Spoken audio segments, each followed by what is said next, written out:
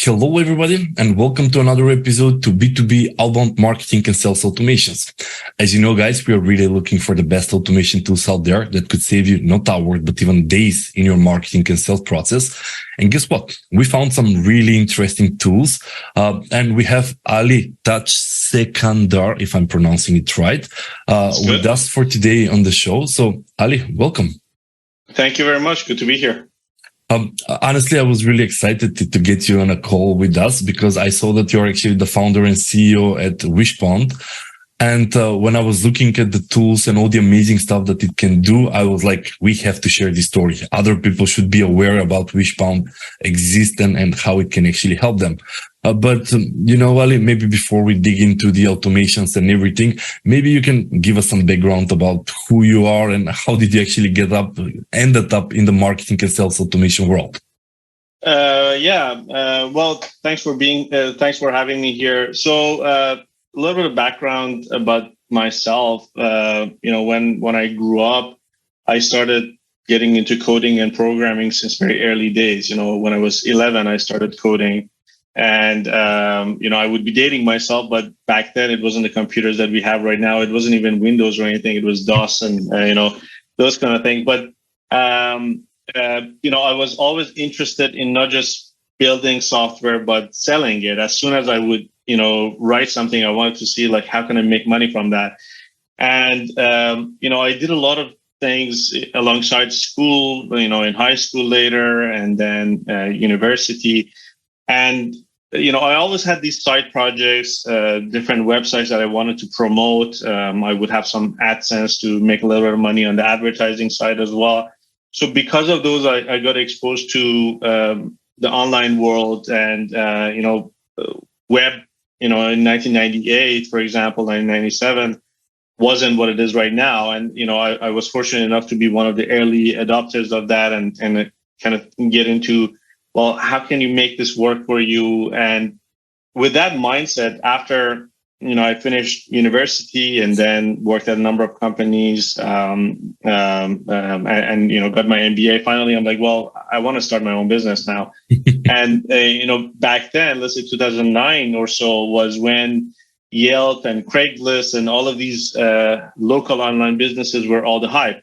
And I thought, you know what, that's perfect. Actually, if I can help build a business that helps local retailers with getting their inventory online and bring some of the things that over time I've been exposed to with online marketing, that would be a huge win.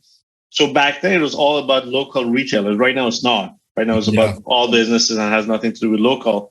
So what we ended up building was a platform where any local retailer would be able to list their products, or we would crawl their websites, and you could find products from nearby retailers. The whole thesis was that how is it that you can find products from across the globe, but you don't know 2 blocks away what the store has in the stock? That doesn't make any sense. And sometimes you want it now. And, nearby.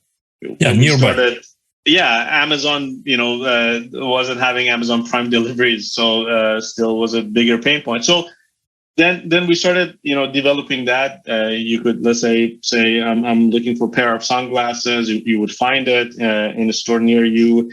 And then you see that it's listed for $300. And then when you see that, you could also make a wish and you could say, I'm willing to pay $200 for it. That would become a lead that would be distributed to other local retailers. And that's where the name Wishpond came from, right? The pond of those wishes, those leads, those reverse auction kind of inquiries.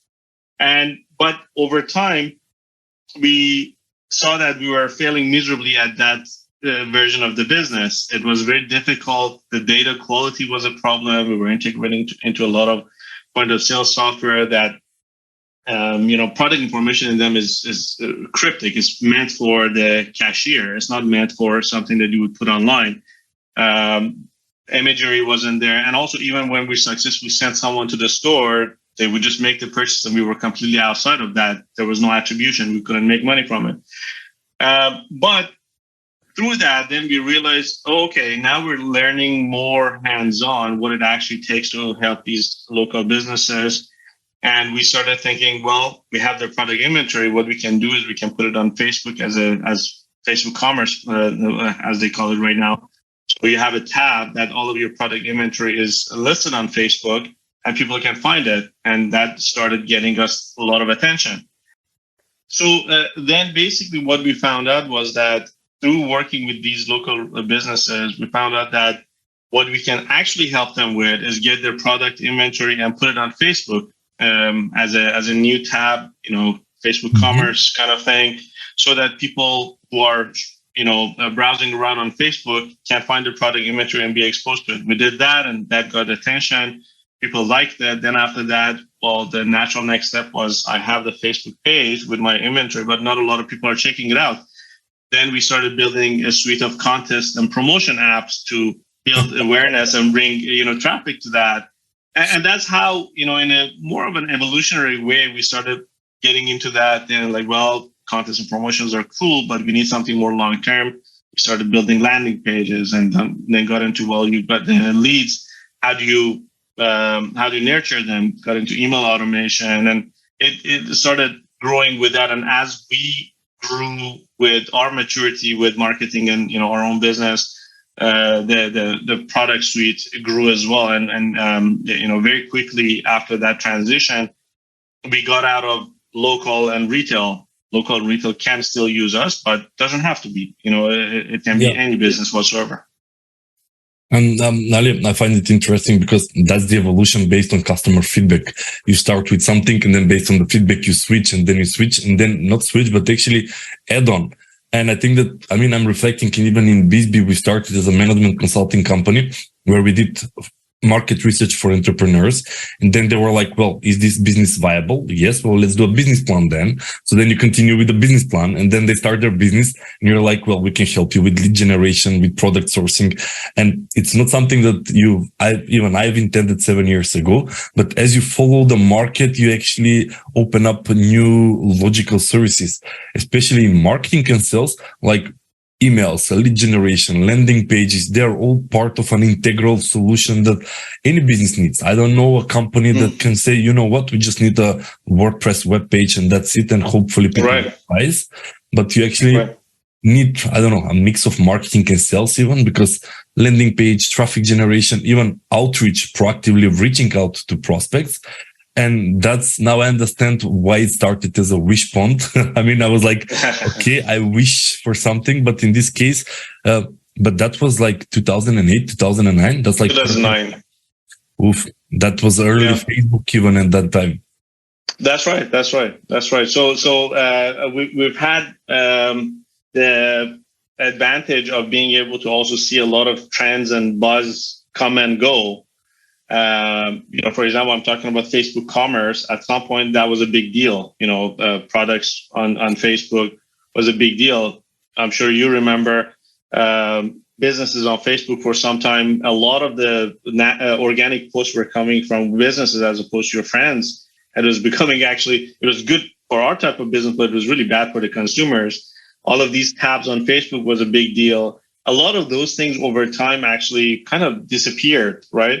And the businesses that rolled with the punches and followed where the trends were going, not just trends were going, but they could actually see that how can we be ahead of it? How can we be where the actual need that doesn't change in 10 years are? Those businesses did well. And then I see a lot of businesses that at one point or another we were competing with, and they stuck to their guns and stayed in the exact same place they were, and they went under. They couldn't survive the changes in the market. True. And that's how now you have the Wishpond, which is not a one automation tool, but it's actually a whole platform, I think. It has 2, 4, 5 on your website, actually. More than 15, 20 different type of solutions. Mm-hmm.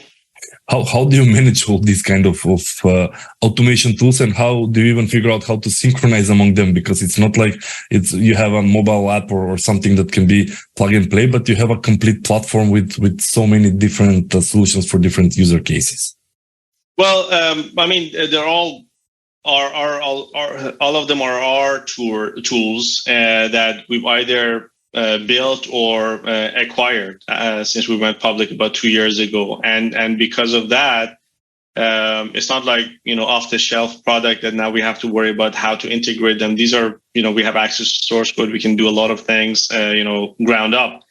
And it's over the past, I would say 2 years, definitely more intensely over the past year, we've been very busy with integrating these tools into one platform. So that, if you think about it, you have two hands and two, feet and, ear and this and that, but ultimately everything goes through your spinal cord into your brain and back, right? And the way we've done it is that Wishpond is the spinal cord and brain of your marketing, and everything else is feeding into that and getting command from that. So what do I mean by that? So let's say we have a platform called Winback. It's for SMS marketing, right? So if you have leads that you're sending text messages to, all of the activity, who are these leads, which ones you've sent SMS to, which one has even replied back and what they've said, are also integrated and feeding back to Wishpond's leads database. So you can see, Dancho within Winback received this text message and he replied to this one and he subscribed, he unsubscribed. This is where it's coming from. And then let's say we send you also an email through PersistIQ, another one of the platforms we have. That also feeds into the same customer journey in the same leads database, right? So we don't care which touch point it is with you. And then within that leads database or automation, you can also take actions on them. For example, you can mix and match these. You could say, when someone calls us, and Evergenius, another software that we have, has call tracking. When someone calls us and leaves a voicemail or just calls, then send them a text message using Winback, and then add them to an outbound email campaign for follow-up. And if they reply positively, then send this message to this internal salesperson or something like that. So all of these use cases become possible. And more important than that, when you go to the leads database and you look at Ali, you don't just see Ali as it relates to this part of the customer journey. You see all of it, right? He's come to the website. He's checked out the pricing page twice. We've sent him this email. He's opened this one.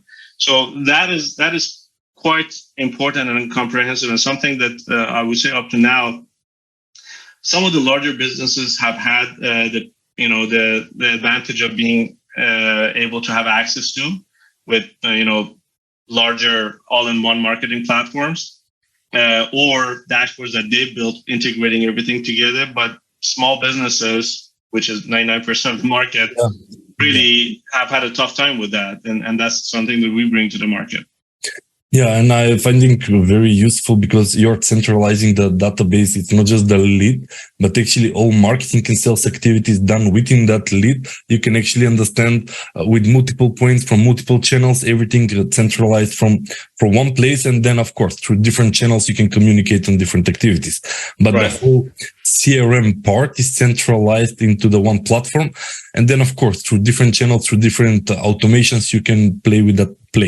You can reach out with different messages at different points. Right. That's quite complex, actually, Ali. I mean, I understand the complexity behind it, but I was curious, how is now Wishpond positioned on the market? I mean, especially in the 21st century now, there are really, the automation part is being saturated by so many companies entering it and creating some automation tools. So how is actually the Wishpond positioned on the market? Yeah, so let me see if I can quickly pull up. There's a chart that I have that I think helps. Actually, yeah, I found it. Yeah, so basically the way to think about it is that, and you know this better than most people, that there are so many marketing and sales tools out there, so many. And when you look at them individually, you'll see vast majority, like really 97, 98, 99% of them are point solutions in this left-hand side, where they're doing just email marketing or just website build or just social media management or just CRM. Yeah, they're specialists, right? And that's all good and well. So they're point solutions, they're specialists. And you have some that are more expensive, more enterprise, and some that are cheaper. And then on the right hand side, where you have all in one, it is not as busy actually. And as you said, there's a lot of complexity with making that happen, with selling it the right way. There's so much that needs to be done, and that is something that is you don't see a lot of. And even within that, you see more of them in the expensive enterprise side and fewer of them in the SMB, more affordable side. And that's where Wishpond plays, and that's our positioning and market segmentation. I think we're finding some, what you call it, blue ocean because of that. Oh, nice. And I'm actually recognizing, because ClickFunnels, we use ClickFunnels, and I see HubSpot, which we also use. So maybe after this podcast, we should also talk about the Wishpond, because I like it's more toward the cost-effective way. And it's also, again, an all-in-one platform rather than using 30 different solutions, and then how they communicate among each other, and where is the centralized part. As you said, in Wishpond, you have the data on a single place, like the lead centralized, and then you use different tools to interact on a different level. Right. And Ali, maybe it's also a good idea if you can, while you were sharing also your screen, maybe you can give us a small demo for how people can utilize Wishpond for their businesses, because the main target people of this podcast are B2B companies, and especially high ticket service providers, whether they are marketing agencies, IT companies, consultancies, small businesses that are not like enterprise level, but companies that are struggling, usually, especially in the consulting world. It's usually a one-man show or 2 to 5 employees, and then they need to do the marketing, they need to do the sales, they need to do the database and MailChimp and HubSpot and ClickFunnels and everything. I know, because I was through that route, and it can get quite scary when you need to juggle between a lot of different solutions for different activities. 100%. And not only is it scary, but also it is really time consuming and expensive. So if you want to run your business, you want to focus on the part that you have a relative advantage, as opposed to continuously be in the trenches in the marketing part.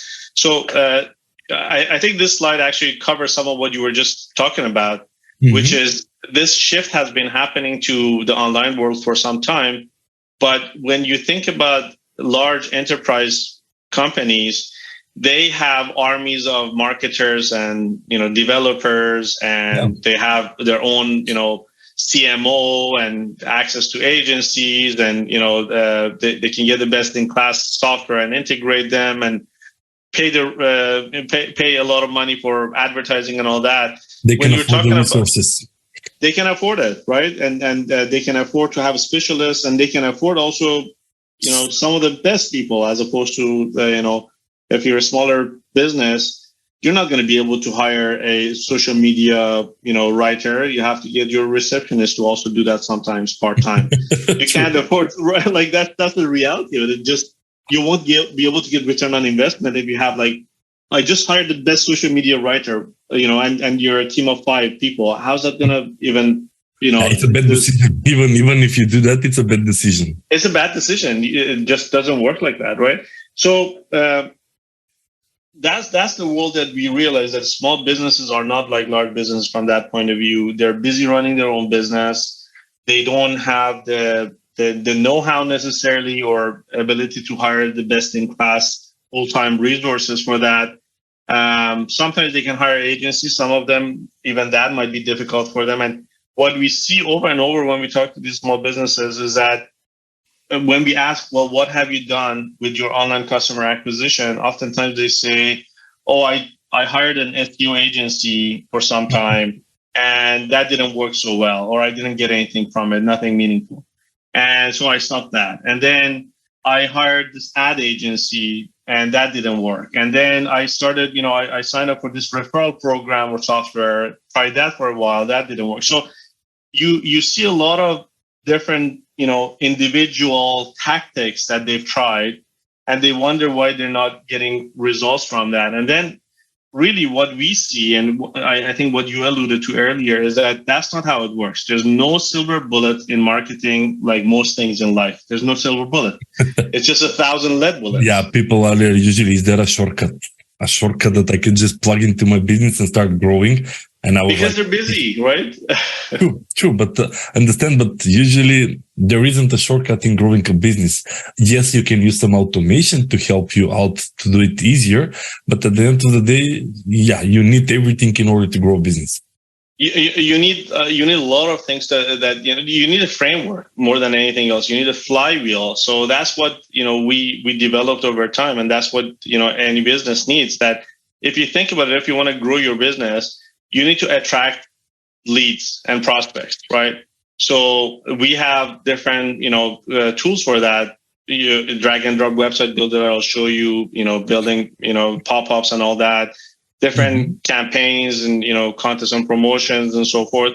You need to attract people. Let's say you have an ebook or you have industry report, some way of getting people to share their contact information to get access to that. A lead magnet, right. So once you've attracted them, that's not the end of it. These people oftentimes are not ready to become your customers yet. They need more touch points, a lot of times up to 7 touch points before they trust you. That's where the nurture part comes in. And so we give them email marketing, SMS marketing, shopping cart abandonment, those kind of capabilities so that they can be front and center with people and get them to be educated about the products and services, get them to trust them, and also then push them to our sales. And once you've nurtured, you're going to get some people who are interested in you and become customers, and some people who are just active audience and they like what you're doing. And then you want to use the power of word of mouth. I just realized that we have a spelling mistake here, by the way. Refer. You want to use the power of word of mouth to and referral marketing online to get more of the people that are interested in you to refer other people. It's kind of like how Dropbox grew at the beginning, right? Yeah. They said you want another more gigabyte of storage, right? Get other people to come in. So that's the flywheel effect that you want. That's the virtuous cycle that you want. And if you're just doing one part of this, you're not going to get the results that you want. And this is the same for marketing and sales. They need to work well together. So now, Wishpond has all these pieces for the different parts of it. So let me quickly show you some elements of it. I'm not going to show everything, just being mindful of time.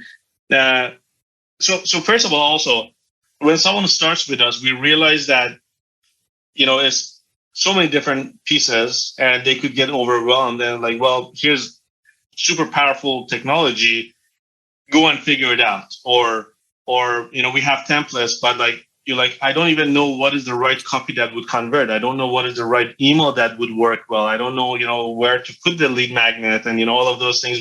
What is even a lead magnet, right? So because of that, realizing that when someone starts with us, the first month we do the onboarding, we do everything for them. So we actually do the whole copy, design, integration. Everything is set up. Then we pass the machinery to them. It's a lot easier to maintain and change it and be trained on it when everything is set up, as opposed to, no, you put it together yourself. So now let's say that is put together, within Wishpond, this is how the dashboard looks.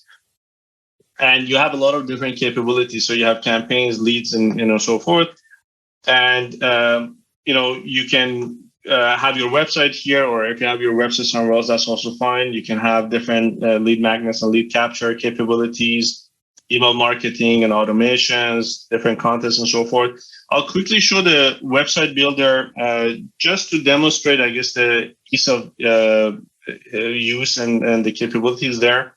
Then I'll show the leads database and some of the other pieces. So instead of companies to hire a designer and developer to do that with the no coding drag and drop, they can actually build either their whole website or their landing page if they have any digital lead magnet. Yes, correct. So this is drag and drop. Anyone who can build a PowerPoint presentation can make this work. What's also cool is that in a couple of weeks, we're going to come out with a new version of our website builder that is going to be AI powered. So Nice. it will ask you a couple of questions, and then it will actually, you won't even have to. Okay, so let's say this is my website. I'll write it right now. My business, let's say, is management consulting or agency. This template, the placeholders are all about restaurant, right? So I still have to go through them, change them, and it's very easy to do that. But in a couple of weeks, you don't even need to do that. You just press the generate button in 20 seconds. It's all changed to be about management consulting or your agency. But anyways, so this editor is super easy to use. Cooking up a storm in 20 minutes or less. I don't know.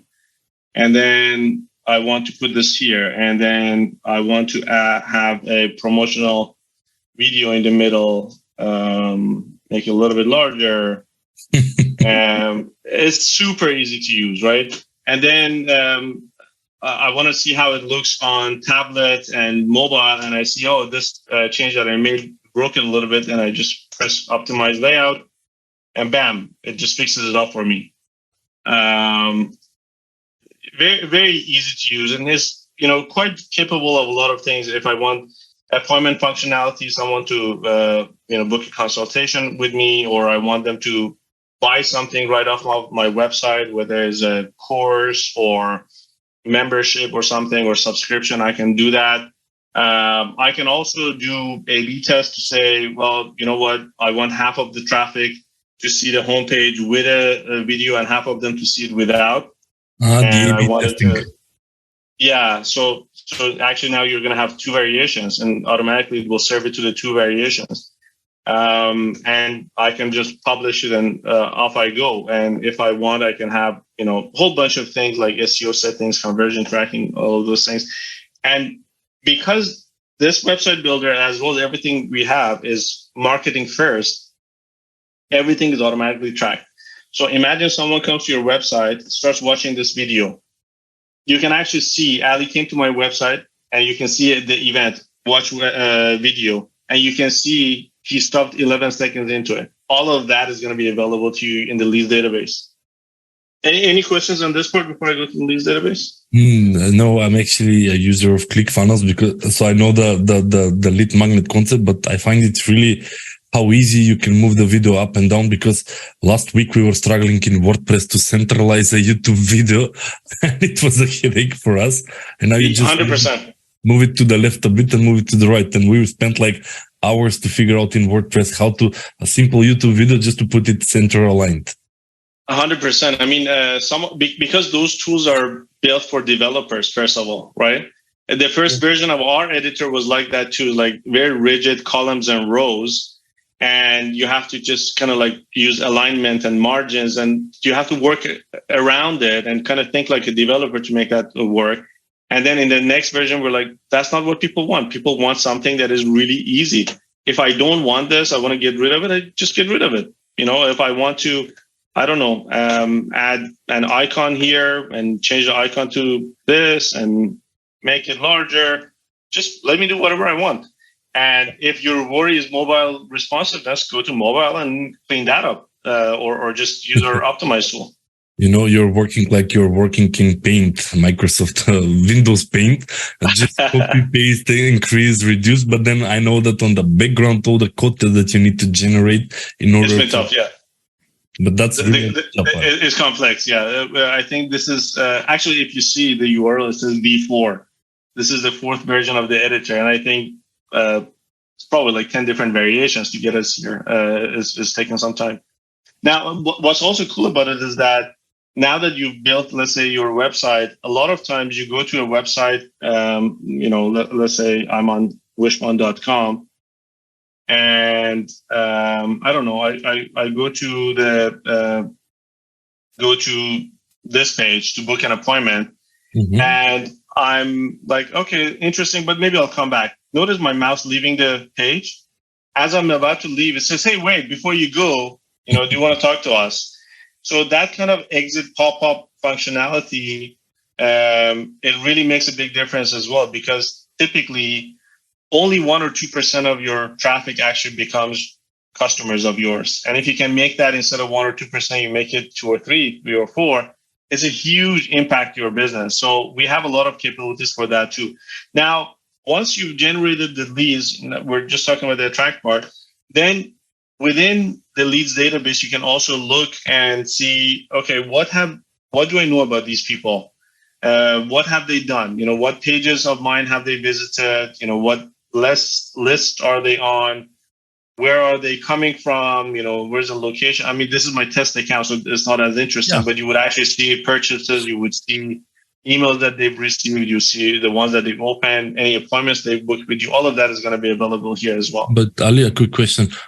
People need to leave their emails so you can keep this tracking, right? Or otherwise you know who is who.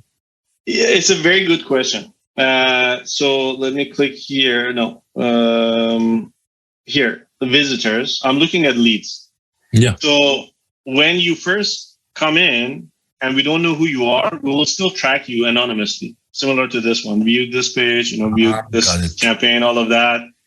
And at some point, and there are many mechanisms, when we find out who you are, we attach all of your anonymous activity to your known activity. So we don't lose all of that. Yeah, even after 10 days of checking out your website, if I decide to subscribe to something, you're like, well, we're not going to start from here. We have already history. Yeah, we know so much about you already. Yeah, like this person from 3 months ago. Yeah, as soon as, we send an email and you open it, we know who you are. As soon as you enter a form or anything like that, we know who you are. And then we'll attach it so that, the full journey is visible to you. Nice. So those are some of the capabilities. And then once you generate these leads, you want to a lot of times nurture them. So then that's where the email automation comes in as well. So you can send newsletters, or if you want to do something more sophisticated, you can do a full-on automation. Yeah, so it can be drip campaign or even more. So you could even say those who visited, my pricing page at least 2 times, in the past 14 days, and they are from Canada or from United States, and they've sent me a text message, or I don't know, they have entered in my referral, any conditions, then I want to send them an email, then wait, let's say 2 days, then send them another email. So that's the simplest form of using this automation. But if you wanted, you could actually make it a lot more sophisticated. You could actually say, when this happens, trigger Zap, or run a JavaScript, or send an internal email, or trigger a webhook, or give them a bonus entry, or add them to another automation, or actually on Persist IQ, which is our sales outreach software, add them to this other campaign so that through Gmail we send them this email, or I don't know. There's endless number of different possibilities that you can do here.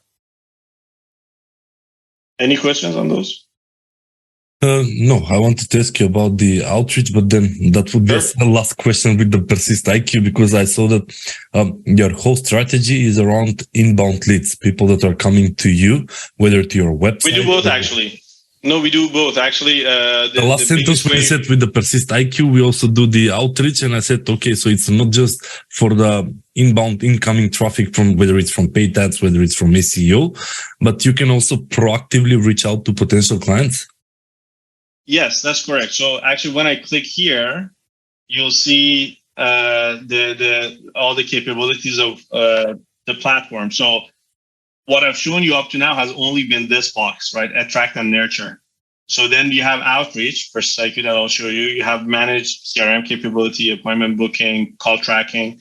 You have text message capability, and then referral capability. So if you go to outreach, I click on this one without asking me for another set of login credentials. Now it brings me to the outreach part of Wishpond, which is Persist IQ. So this was what you were saying, that when you started acquiring businesses, now you're doing the integration among the different businesses in order to, you don't need to log out, go to a different software, and then you need to preload the database again from scratch. Now you start being the central nerve system where different apps communicate between themselves. That's right. Anything that happens to these leads that we're contacting, including the list of leads, are going to go back to Wishpond as well. So I don't have to think about, did I unsubscribe them everywhere? Who are they? Are they, someone that... So, and then within Persist IQ, then you have different capabilities. One of the things that we have is a Chrome extension that you can use to go to, let's say, Sales Navigator and find the prospects that you like and say, sorry? Yeah, with Sales Navigator, you can utilize the filters that they have, substantial filters with geography, with size, with titles and everything. And then with the Chrome extension, you can take the URL. Well, and with the Chrome extension that we have, you can actually say, find the contact information, and it gets the email address of a lot of them for you, import it into Persist so that you can actually contact them, right? Because a lot of times people have the difficulty of, how do I find the contact information? How do I find the email address of these? And with that Chrome extension that we have, you do that. Once you've got the contact information and imported into Persist IQ, then you can create these campaigns similar to, the one that I'm showing you here, where this series of steps. Let's say the first one is subject introduction, first name, my first name and their first name. I recently came across your blog, and these emails, as you're very, familiar with, are meant to look personal. They're meant to be believable, to be personal, as opposed to marketing and, emails with banners and all of those things. And then that's really outdated now, Ali. There's still people with flashy LED signs with sounds. While in the they don't land in your inbox. Yeah, now it's really trying to mimic a human being just without even with a simple signature like regards Dancho, and that's it. Right, exactly. So then this also keeps track of how many have you emailed, what's your open rate, what's your click rate, what's your reply rate. And then if they don't reply, then in 3 days, send a follow-up. In 3 days, send another follow-up, and so forth. So this is the outreach part of Wishpond. And similar to what I said as part of the onboarding, a lot of times we, again, get hands-on with our clients and say, all right, have you set up your domain with the right DNS records and SPF record and DMARC and all of those things so that you would actually land in the inbox? What should be the right copy for your email? Where should you get the leads? And we help them with that initially, and then we say, okay, now you can continue on your own. Start playing with the tool once we've set you up. Right, exactly. I see. And Ali, when it comes to the outreach, you're doing the email outreach exclusively, right? This is email. Yeah, we're not doing LinkedIn or call. Yeah, I was just curious. Yeah. So those are some of the aspects. I mean, we have text message marketing and CRM capability and referral, but I don't want to make it too confusing. I think that might paint a picture. Yeah, actually, I find it quite refreshing because there are a lot of tools, but all-in-one solutions are really more complicated stuff to do. But on the other hand, everything that I saw so far, I can tell you I've seen it in a different software, but with different price tiers. So, for example, for the landing pages, we use ClickFunnels in order to get the landing pages. From there, we take them to MailChimp in order to do the email communication, which is a different tool, different platform, different pricing. And then when we do the outreach, we use different automation tools when they respond. SalesLoft and outreach. And so we use HubSpot then for the CRM in order to centralize everything. And we use a different appointment setting platform. And yeah, it can be quite challenging to overcome all this under one umbrella. And you're going to have a lot of different silos of data that are difficult to bridge and get your head wrapped around it. You are very savvy, right? This is your business, so you figured it out. Most people, even what you just described, is difficult for them to nail. Yeah. But True. even if they nail it, what is the cost of all of those things combined? Just ClickFunnels alone, the cost of ownership is $300 a month, right? Yeah, it's a few hundred. I don't even know actually, but our all-in-one platform, everything I talked about adds up to $300 a month, right? As opposed to just one of the pieces that you mentioned being $300 a month. Yes, no, but that's a really the amount of time that a person can save through having everything under one umbrella is like significant. Yeah. And Ali, I'm curious also one more question because I'm looking at the time. We can talk forever about automation, Sure, marketing and sales. What are the future plans for the Wishpond? Because do you intend to add additional layers of additional tools to further integrate, or you're going to go more into the data depth, like more using AI? And I mean, there are multiple directions where you can take it from here. So we're just curious. I mean, 2023 is in front of us. So for the next year or two, where do you see moving Wishpond? I mean, there's a number of ways. For example, for each of the tools that we have, we're adding more depth all the time as well. They're quite deep already, but for example, for Persist IQ, we just rolled out multi-inbox campaigns so that you have like 5 different email addresses and you want to switch between them for the same campaign for especially power users. Now you can do that. Or, we added dialer capability. So if you actually do want to do cold calling or you want to have, those capabilities, Persist now supports that. So we're adding those capabilities into the platform. And I'm sure we'll make more acquisitions, maybe in live chat, software or blogging software, some of those.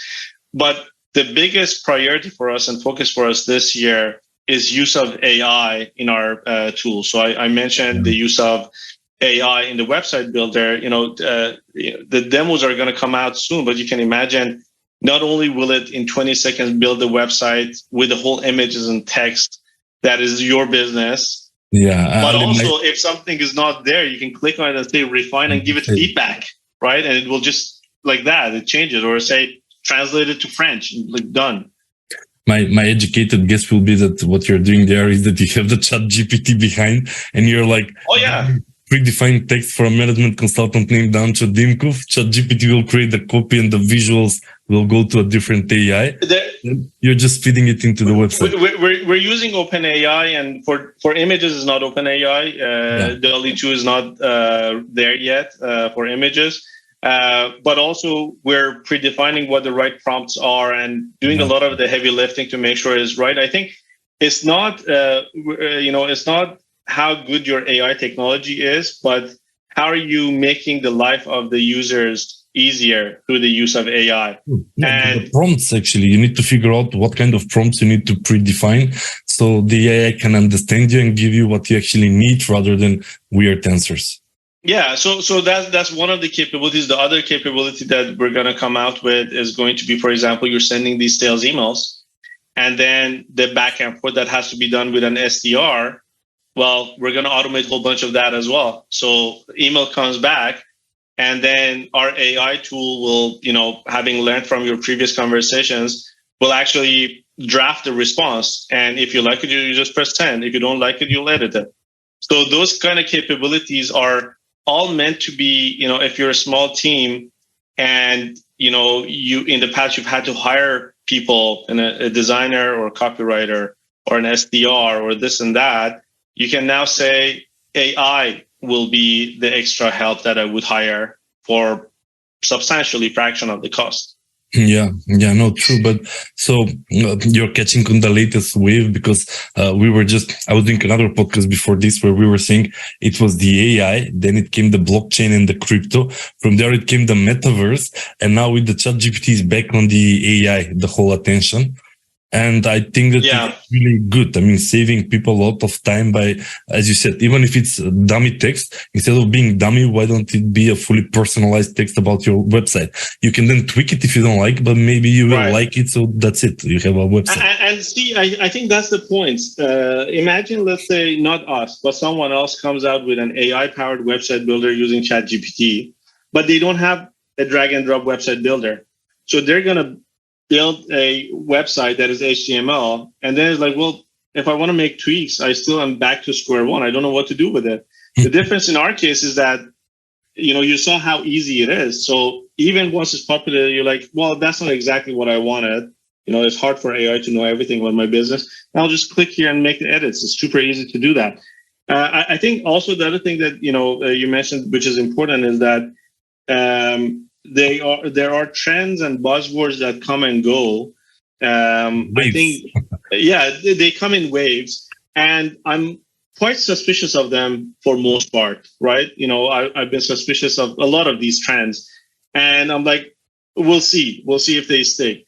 In the case of AI now, not AI a few years ago, you can already see, right, the capability of launching a website in 20 seconds versus paying $4,000 or $5,000 and waiting 2 months. You don't have to be a, you know, super visionary to realize how, you know, significant that is. You know, the ability to respond to your emails just automatically without having to hire an SDR or, you know, spending, or if you have SDRs, to make them 80% more productive. You don't have to think whether this is a trend that is here to stay or not to see that. No, forget about the trend. Yeah, it saves me money. Yeah. True. Yeah. And Ali, as we talk, in my head goes like, well, if you can train your AI to go over my inbox for the last 7 years and learn from me the way I respond, so then I don't need it. I don't need me anymore because I get an email and he can go through the history of thousands of email over the last 7 years since B2B was established and think absolutely every interaction I've made with emails. It would be able to say in Dancho style, let me respond to this lead. Right, 100%. And you know, we're not at a point that it would replace Dancho, but Dancho would be as powerful as 5 Danchos, at least when it comes to responding to emails. The more important stuff rather than on responding to emails. Right, or oversee, okay, this is what it created. 8 out of 10 are good. 2 of them I have to edit. Nice. Ali, I have to finish this episode now, but I just am curious for the people that are interested to hear more about Wishpond, or they want to give it a try or something. What's the next step? What they're supposed to do, and how? Is there any free trial available on the platform, or you have to subscribe? We don't have a free trial per se. I think the best way is if they go to the all-in-one platform that I talked about is called Propel IQ. If you go to wishpond.com/Propel IQ, that's where you see more information about everything we talked about. And then you can just book a demo and receive a demo and learn more about that. That would be the best way to kick the can. We don't necessarily have a 14-day trial on this because also I think, you know, there's more involved in doing this successfully than just having access to software. No, but I think that I understood because you cannot give a 14-day free trial because the first month you're onboarding the client and you're setting everything for them up so they can use it. So even if you give someone access with a blank page, they wouldn't know what to do. Actually. It's not going to go well. Yeah, but I saw that on your pricing page, you have book a meeting. So for whoever is interested in giving it a shot and based on the video, think this could probably work for me or this could probably not work for me. We're going to leave the webpage just below the video. So anyone that's interested can just reach out to Wishpond. But other than that, I mean, Ali, I think you're really doing a fantastic job. I really enjoyed Thank you. I appreciate it. Because I'm also learning a lot through these episodes in regards to how far the technology has approached, and not just technology, but technology in marketing, technology in sales. And if something 20 years ago was all SDR manual work, now it's to a degree that the SDR can focus on actually closing clients rather than, doing the mundane administrative tasks that they were usually doing it. 100%. I mean, we for our own sake have a lot of SDRs, but the difference is that over time, with more automation, they've been able to handle more accounts and more volume, and that's quite important. And you know, it benefits everyone, including the SDR that has some upside on the activities that they bring. Nice. Ali, thank you very much again for coming on the show. For everybody out there, I mean, do check it out, the Wishpond. I really think that you will find it useful. And if interested, just book a meeting, try it out if it works for you. And I think that people are usually, but I don't know whether it's going to work for me, because that's the most common objection that I hear. Right. But in this case, when they book a demo, someone from your sales team can actually walk them through and actually answer any additional questions that they might have. Yeah, that's the whole point of the demo, that they'll learn how does it apply to them. Nice. Perfect. Ali, thanks you again very much for coming on the show. Thank you, Dancho. And we stay in touch, of course. Yeah, for sure. Take care.